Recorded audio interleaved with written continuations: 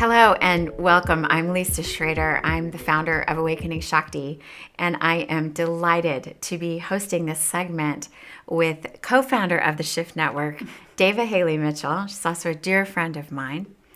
Deva is a beautiful workshop leader and mentor, and somebody that I've had the great delight to be working with for many years now, and from many a retreat together. And I am just so touched by her commitment, her activism, her potency, and her power. She's the founder of this beautiful summit that we're in together, Inspiring Women with Soul. So it's my delight to have this time with you, Deva. Thank you. And thank you for your willingness to step into my chair and to My joy. To just really lead this. So thank you. Yeah. So we're going to be talking here about feminine fire. Mm-hmm. And I have to say, you're one of my mentors in terms of how to work with fire energy. Mm. So I was just delighted to hear that this is what you were feeling inspired to speak about on the summit. So what a potent topic right now, where we are seeing so much righteous and beautiful anger marching in the streets, particularly around abuses to women and women speaking up. There's a lot to be angry about right now. Mm-hmm. There is. A lot. Yeah. So I think this fire energy is very up in the collective, and that's part of why I wanted to share this with you and with everyone.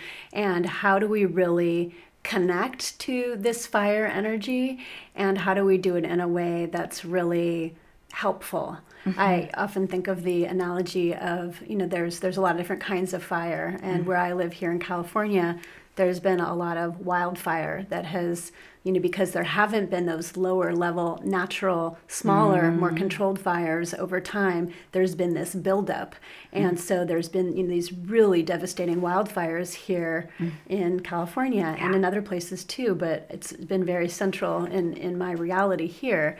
And I think energetically, the same is true, that if we don't create healthy outlets for this fire energy and allow it to be expressed and find the healthy expression of, doesn't always just have to be anger, but just that fire. It could be passion, it could be deep care. Then we can go into the terrain where it's built up for so long that it comes out as a really harmful energy.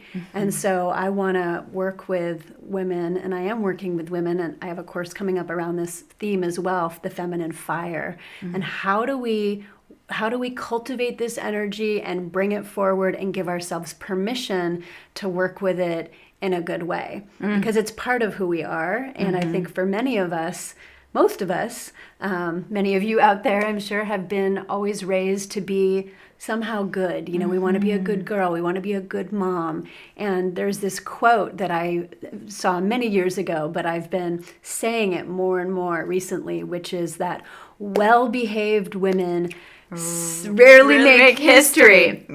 And so, yes. But there's this paradox that comes up for many of us, because we can feel that and feel this empowerment, but at the same time, we've been kind of trained, depending on our families, but many of us, to want to be good, to want to be the good woman, and know our place. And so it's a conflict for many of us, or there's this kind of this dissonance. And so I think the time to explore this head on is here, and it's everywhere. Right. And can we spend just a few more moments on our fear of it?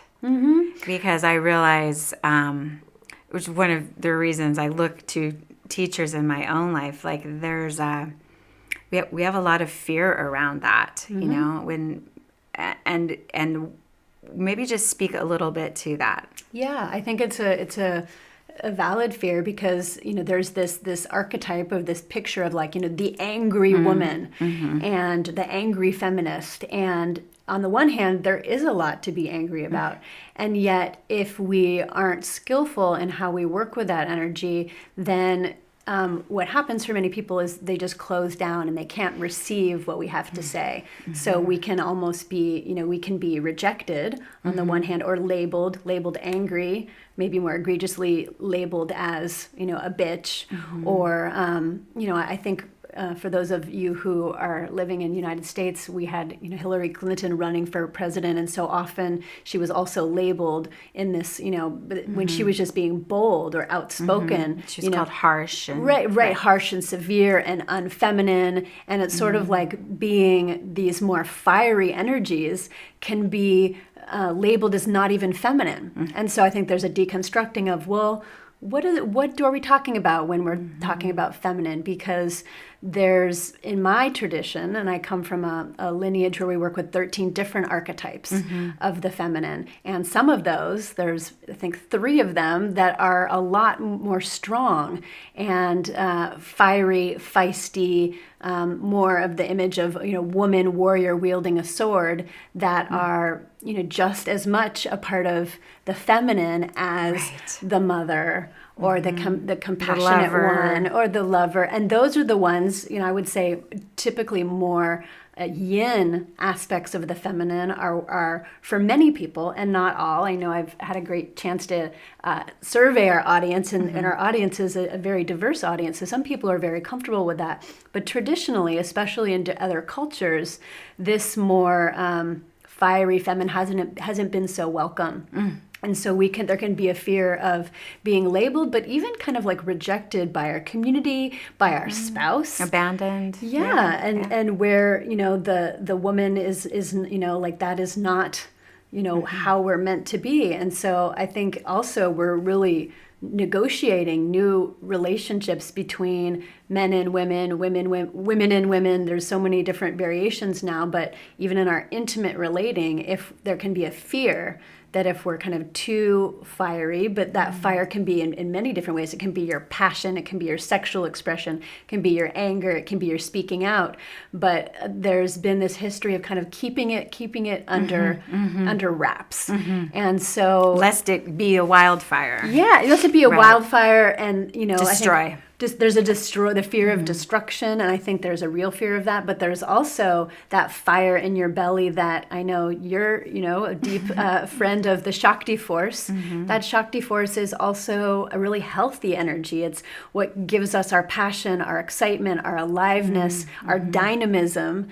And so finding ways to express it that can be received. And I think a big part of that is, that we can go into speaking our truth, but we keep our heart open too. There's this place where there's a lot of cutting off that happens, where we're blaming, we're shaming the other, we're angry, when I was marching twice now as part of the women's movement recently, there was the part of me that felt so proud and glad to be a part of it and be out there with my sisters. But I could also feel the contingent that felt kind of like an old tape replaying that was like a very angry, kind of fighting fire with fire. And I think there's a place for it, but I'm also just curious of what's most effective, because that I didn't experience as being so effective. I thought it was like, it kind of energetically felt like this. And I'm really looking at how do we create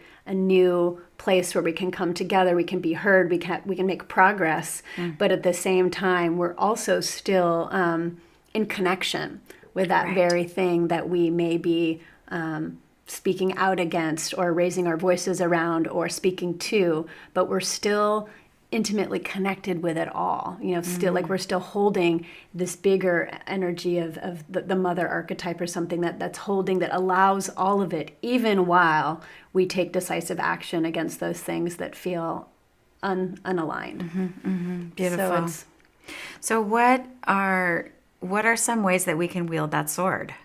Okay. Right? That's because that's you've just given us the vision of that. So how do we work with that? And most particularly when we are maybe really activated, when we're feeling that wildfire of arising in us.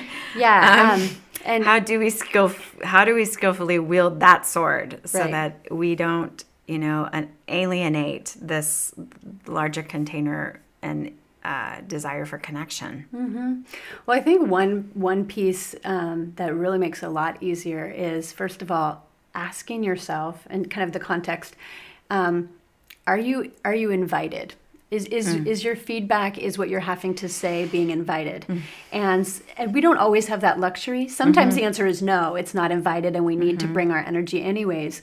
But if we can create a context where somehow, for example, if we're giving a speech and people are there listening, there's an invitation because they showed up. Right. But it might be in a personal situation, instead of just speaking your truth, whatever it might be, even asking, like, I have something that's coming up for me, I'd really love to share it. Is this an appropriate time? Like, is there a listening for what you have to say, or can we create a space? Because I think what happens for many of us is we're holding something and then we just kind of come out and like sort of lash out with this energy because it's uncomfortable for us to hold it. And so we're aware of what's happening on our side, but we're not really tracking what's going on with the other being. So part of being a conscious woman is also tracking, is this, and sometimes if there's not a listening, if it's not the appropriate moment, timing can really make a difference, then often it won't really go well. And so there's almost like a kind of self-restraint and a looking for what is the wise moment for this, and kind of just, tracking. There's some pieces of wisdom that I have one teacher that I was sharing something with him, and he said, oh yes, I've been aware of this for, years. And I said, well, how come this has never come up before? You've never raised this topic? And he said, oh, it just wasn't right timing. Very calmly. And so just to have an eye on that, and is there a listening? Is the timing right? So that's one, step. But I would say a maybe even important step is tracking your own body and being, and noticing what is the level of reactivity that's going on inside your own being. I remember I was sharing with you before a situation where something had come up where, and I'm usually a relatively even-keeled person. I don't get that angry that often, but this situation came up where it felt to me like a personal betrayal at a very, very deep level, someone who was close to me. And I was so outraged. Just this feeling of, anger, rage, wanting to just like, wanting that, and wanting to move the energy out of my own system. And what I found was that I couldn't sleep. I was so just like holding it that I wanted to move it. But I knew that if I went to this person while I was so charged up, and frankly had mixed motives. Part of my motive might have been, I just want to express myself and speak my truth. But there was also another part of me that, secretly probably wanted to hurt the other person with my words and somehow give them a dose of what I'd been feeling or something. And so and I've done this a few times, but I'm just remembering this one example where it was so extreme that I felt like I had to find someone in my community who could really hold that energy with me, where I could move it out of my system so that I could get to a place of clarity. And I remember this man who's a friend of mine's partner, is a very large African-American man, and I just had the sense that he could hold a lot of space for this energy and it wouldn't really ruffle him. He's also pretty big. And so I literally had him like squeeze me so I could resist, and I got his permission to call him profanities and to just, and I was saying, when I say these words, I'm not saying them to you. But I just need to move them. And it felt so good to have a space where I could really let it move, and I could literally hear my roar, like be in my, like literally as an animal roaring energy. And I think, he'd never quite seen anything like this. So he was a bit shocked, and But of course, it wasn't directed. It wasn't at directed. him, It wasn't. So it wasn't damaging to him. No, Right. but actually, I know I'm a relatively small woman, and people imagine that I am a certain way. So there's almost like a certain. I don't give myself perhaps enough permission to really let that fire move in a big way. And so I was just letting it rip. And there was also something that felt so good because I got connected with my own power with this, more than anger, it was just this like Shakti, fire in my belly, this is not okay with me energy. And then also underneath I had, after I raged for a while, and I remember him just like holding my head like this, and he's so tall with such long arms that I could literally punch and just, completely go crazy, and he could just keep me at an arm's distance so I wasn't hurting anyone. But after I expressed that, then I got to, underneath all that rage was the deep hurt. And I remember, him just also holding me as I just kind of crumbled underneath the rage, and just feeling the sadness of the, and I think for many of us that we feel, there's a lot to be angry about. There is a lot to be angry about, but underneath there's also this deep hurt of like, wow, we have been so, there's so much. We've been, the subject of so much predation and not being given, deep equality. And so there's this longing to feel, to feel whole, and to feel that the world outside is a accurate reflection of what we feel inside. And when there's such a big disconnect, like there is right now, there's this deep sadness of like, what is going on in our world? And then it can come out as this roar. But connecting with both, like getting to the place of what's underneath, letting all that clear, then going to, so I felt like after I did all that, I was still activated in the conversation with this friend. But having done all that, I was able to be so much more clear, so that I was not a wildfire that would, destroy our friendship, basically, which I felt if I had been in that other space, probably could have happened, where I could really speak my truth and what I saw off, but also bring in the vulnerability underneath of how hurt I felt. Right. And so clearing that reactivity, I think, is a really, really important step to having it be received, and not just my anger, but the hurt underneath, I think, had it so that the other person could be with me in a way that she could stay open somewhat to me, as opposed to her just needing to close down her heart because my energy coming was so, it would have been perhaps so frightening or feeling unsafe that she couldn't be with it. Right. So. Beautiful story, Deva. And very touching. Yeah, just kind of brings me to back see there. the whole arc. And as I was feeling your vulnerability in that tender place underneath the anger, it reminded me of the fire that goes through the redwoods, that is what the seed pod needs in order to sprout and bring the new life out, and that there's that, even when the fire appears to be destructive, it can be exactly the fertilizer, the process for, the new thing that needs to come through, including our vulnerability. Right. I mean, it is one of the key elements, right? And there are a number. Transformational, alchemical. Right? But even in nature, as you said, it's just like there's a lot of trees that can't even birth new trees without the fire. Right. So it's more like, I think a lot of us has said, oh, fire, danger, bad, cut it out, as opposed to how can it find its healthy expression in this, there's an ecosystem of the earth, but the ecosystem like this, body, feminine, human and ecosystem. Some of that, undergrowth needs to be burned off maybe, like that needs to be purified. Right. I wanted to circle back to the archetypes, because you mentioned 3, and I'm just realizing what are those archetypes that we can access as a different face of our feminine power. I'm curious about that.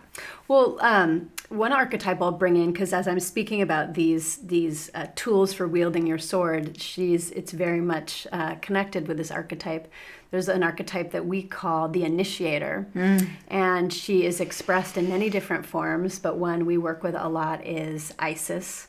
And she's the image of the sword up your spine and in deep integrity. And it's through working with her that in some of our deeper initiations, we actually have women wielding the sword and seeing how do we wield that sword and using it in a way to literally cut someone's shackle, including our own, as opposed to cutting off someone's limb and letting them bleed. So, as you're wielding the sword, you're working with your own reactivity, but you're also working with, in the initiator archetype, what is your intention, really? For what's being born, or the gateway that's being what's your intention stepped for through? what you're sharing? So, for example, if this is a lot about how do you speak your truth, are you doing this?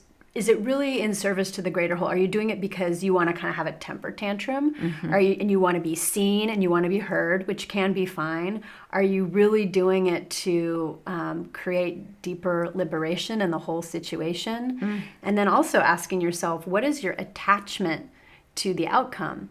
Because if you're the more that you are attached to a certain thing, I'm going to tell this person this thing, or I'm going to speak this, and this is going to happen as a result. It's, again, way harder to be effective in your communication versus when you've gone through all this kind of clearing process. You're showing up truly in service to yourself, to the other, to the situation.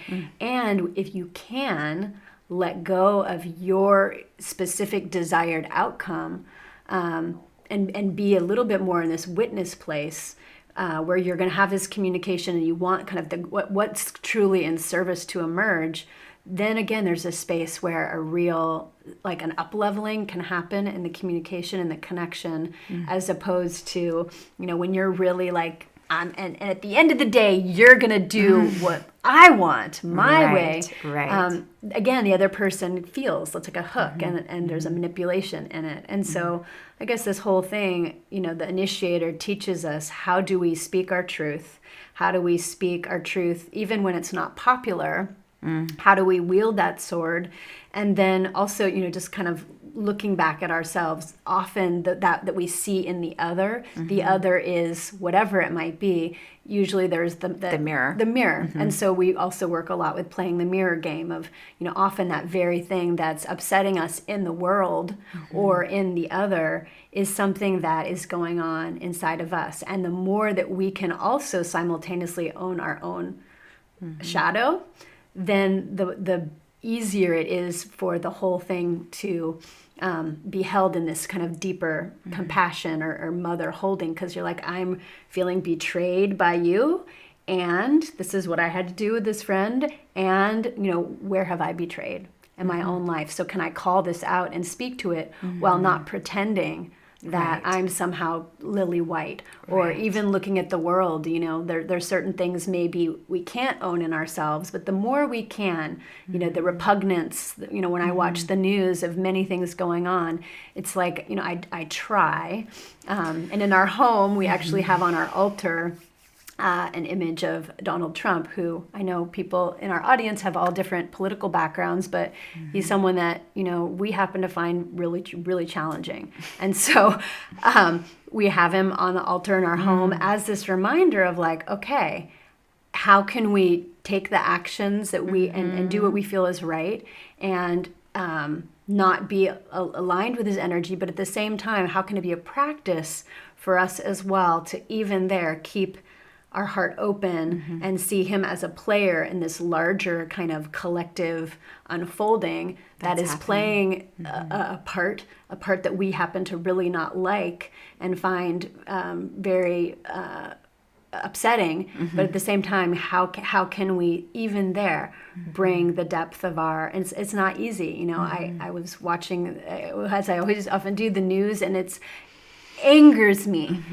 And yet, how can we find this place where it's like, even that, somehow, even if it's just we're both human beings and he has children that he cares about the way I care about my children, and there's some common humanity, and coming back to whatever it is that we can find, and as much as possible trying to own our own piece of the shadow. Then we move out of the blame energy, and it's more like, this isn't working, and we need to do it differently, So, otherwise, then we're just playing the same game, and we're being the perpetrator. We're being the one who's not accepting or judging, or and so, and I think that's exactly it. Is we often, the universe. I've seen this happen over and over, where I felt in the righteous position on something, and then the universe will often, as it does, create another situation where kind of unintentionally, I end up on the other end where somehow I'm the one who's, doing something that's someone else is finding really upsetting. And so it's just an interesting, like, looking at, okay, if, at the core, I do believe, we are all of it. We are one. And this life experience is about us getting to increase our wisdom, and we get these opportunities to how to, keep playing it a little differently. How do we play this game better and better? And we react less and less, and we are in our hearts more and more. And so it's all, there's a level where it's very engaging and everything's very much happening and we need to play our role. But there's this other level where it's like we're all kind of, it's almost like a cosmic karmic game. And, we can hold it a little less loosely, seeing like, okay, how are we going to be that very thing in the next go around, which makes it a little less like charged in a certain way. Right. Yeah. So until I get fired up. I know, it's good. So we have the initiator. Then we have the the goddess that I think is one of your favorites, which we call the primal goddess. And the primal goddess is also known as the wild woman. And she's the one that I was talking about is not well behaved. She's the one who is... Don't want to invite her to a party. Well, depending on what kind of party. She might be the life of the party. Right. It's funny. I was mentioning to you, there's an aspect of the primal goddess, because I'm now, a woman over 40, and as I engage in that passion energy myself, I've been thinking like, well, how does she play out, and how does our culture respond to this really engaged, sexually liberated, free, wilder energy? And what we've noticed is, the place where she's named and kind of called out, but not really celebrated very much, is in the archetype of the cougar. And so we've been playing with that just in our own lives of like, how can we reclaim the cougar and be this, not just about, the younger man part, like that's not so much of what is being played out in our world, but like this very powerful, sexually connected older woman who is not playing by the rules. And, the wild woman is probably the more positive. I think of the book that I know you and I both really enjoy, which is Women Who Run with the Wolves. And it's like that energy that's being, inviting this, naked woman howling at the moonlight and not playing by the rules. And so she gives us permission to do it differently. And I think also as we get older, we care less oftentimes about what people think and about being good, and we're behaving. It's like behaving doesn't sound so fun anymore. It's more like how do we color outside the lines, and how far outside the lines can we color without creating harm or damage, and giving ourselves more latitude and more permission to be a little wilder. And as I play with that energy, I find it to be really fun, really liberating. But I've also had to notice myself, like, I've had a moment where I might have colored a little too broadly, and then I've had to do a little cleanup work afterwards to make sure that as I'm being in my freedom, I'm not compromising someone else's boundaries. So boundaries is something we work a lot with in the primal goddess, and finding it's a place to stretch our boundaries, but also to get to define what is my yes, what is my no, and get a lot more comfortable with the no's in the same way that we're comfortable with the yes. So those are two. And then the final archetype that I would call is the Kali. She's a pretty fiery energy, and she, we call the larger archetype the creator destroyer. But Kali is one who just incinerates basically with her fire that which is no longer serving. And I'm going to be doing a lot more work on all these archetypes in the Feminine Fire course that I have that'll be coming up soon. Wonderful. But these are starting to get much more comfortable with these different aspects that are usually they're actually three of the aspects out of the 13 that I find many women are least comfortable with. Yeah. And yet it's what's needed right now to step in as fully empowered women, but also to really use our voices and be seen and be heard in a way that is powerful, to claim our power in a way that feels good and that feels authentic and can be received.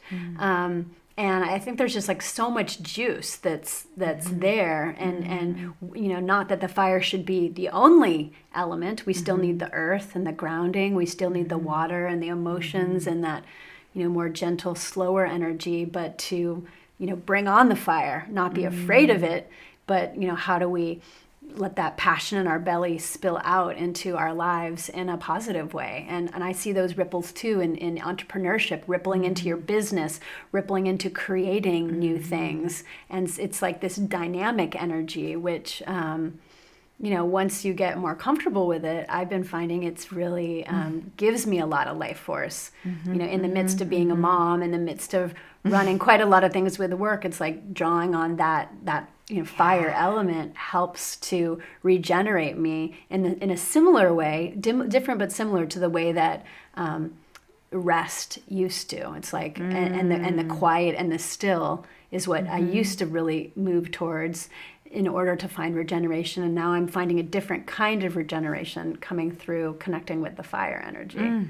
This is so exciting. I can think of no better guide in this arena than you. So I'm very excited to feel your own fire and to feel this shift from that maybe more still, watery place into the fire, and then just the importance of that and the importance of navigating that energy consciously as we step into more and more of our empowerment as women. So thank you so much for bringing it forward. And just as we come to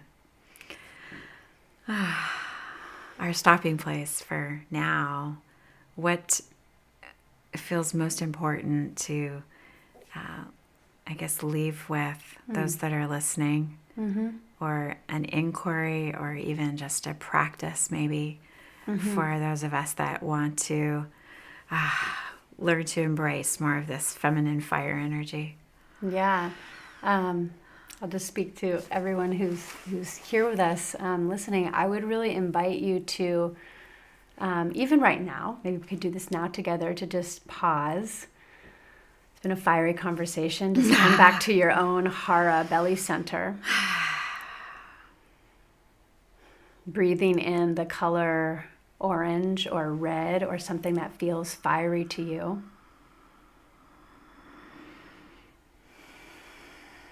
And just asking yourself the question, where am I called to bring my feminine fire in my life right now?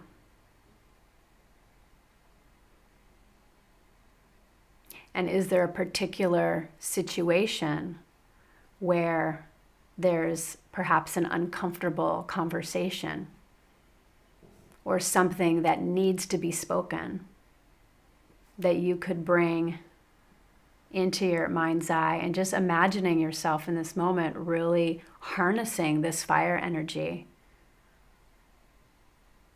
to really navigate and wield this situation with as much grace as possible. And just seeing yourself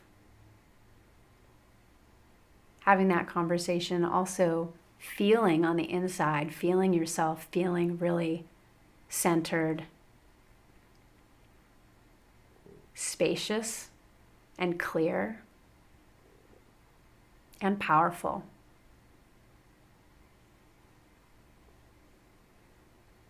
And then as you open your eyes again, my request would be that within the next week, you actually take action. Fire doesn't do well when it's just sitting there. It wants to move. And so you really, that very situation where you're being called to bring your fire, that you don't wait on it, but within the next week, you really have that conversation or express that fire in a way that feels authentic and good.